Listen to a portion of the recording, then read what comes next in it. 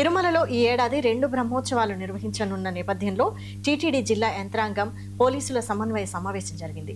భక్తులకు ఎలాంటి ఇబ్బందులు లేకుండా కట్టుదిట్టమైన ప్రణాళికతో బ్రహ్మోత్సవాలను విజయవంతం చేయాలని టీటీడీ ఈవో ముద్దాడ రవిచంద్ర అధికారులను ఆదేశించారు. భక్తుల రద్దీని దృష్టిలో ఉంచుకొని భద్రత, ట్రాఫిక్, ఆర్టీసీ పారిశుద్ధ్యం, అన్నప్రసాదం, ఘాట్ రోడ్ల నిర్వహణపై ప్రత్యేక చర్యలు చేపట్టనున్నారు.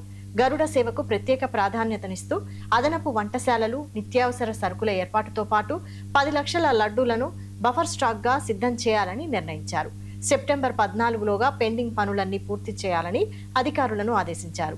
బ్రహ్మోత్సవాల్లో 25 రాష్ట్రాల నుంచి 27 కళా బృందాలు, 2 విదేశీ కళా బృందాలు పాల్గొననున్నాయని అధికారులు తెలిపారు.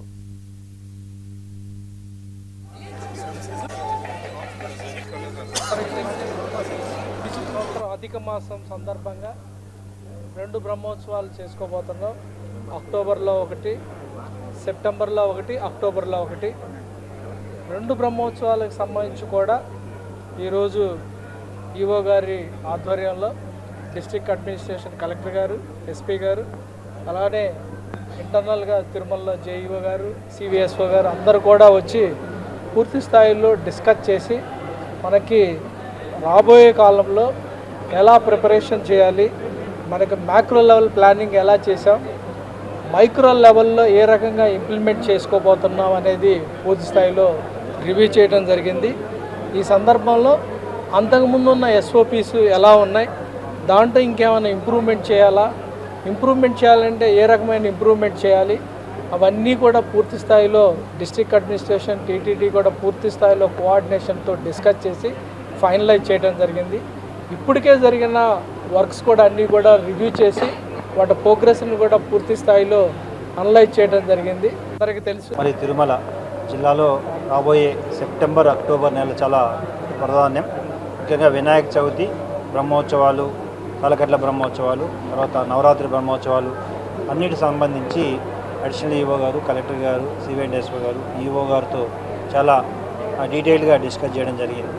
ముఖ్యంగా పోయిన బ్రహ్మోత్సవాలను దృష్టిలో ఉంచుకొని ఎటువంటి ఇబ్బందులు లేకుండా రాబోయే రోజుల్లో మరింత కట్టుదిట్టమైన భద్రతా ఏర్పాట్లు చేస్తూ ఎటువంటి ఇబ్బందులు లేకుండా భక్తులు అందరూ సంతోషంగా స్వామివారిని దర్శించుకునే అవకాశాన్ని కల్పించడం జరుగుతుంది.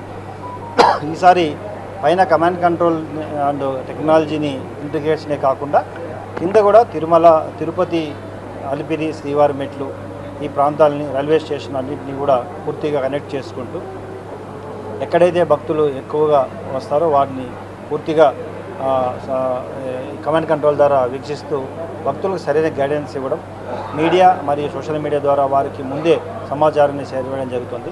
అంటే క్రౌడ్ మేనేజ్మెంట్ అయితేనేమి, ట్రాఫిక్ మేనేజ్మెంట్ అయితేనేమి, వీటన్నింటినీ కూడా పూర్తిగా భక్తులకి మంచి సౌకర్యం కల్పించే విధంగా పనిచేయడం జరుగుతుంది. మరి తిరుమల జిల్లాలో రాబోయే సంవత్సరం బ్రహ్మోత్సవాలకు సంబంధించి మనకి సెప్టెంబర్ నెలలో మరియు అక్టోబర్ నెలలో జరగబోతున్నాయి 2 సార్లు.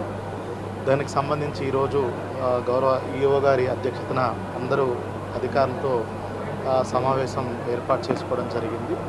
ముఖ్యంగా జిల్లా యంత్రాంగం నుంచి ఏదైతే కోఆర్డినేషన్ చేయవలసిన ఇష్యూస్ అన్నీ, లా అండ్ ఆర్డర్ కానీ, క్రౌడ్ మేనేజ్మెంట్, అదేవిధంగా కింద ఉన్నటువంటి అన్ని టెంపుల్స్లో కూడా ఎట్లయితే చేయాలి, అదేవిధంగా శానిటేషన్ మరియు వస్తున్నటువంటి ప్రతి ఒక్క భక్తులకు కూడా మనము ఆహ్లాదకరమైనటువంటి వాతావరణం కల్పిస్తూ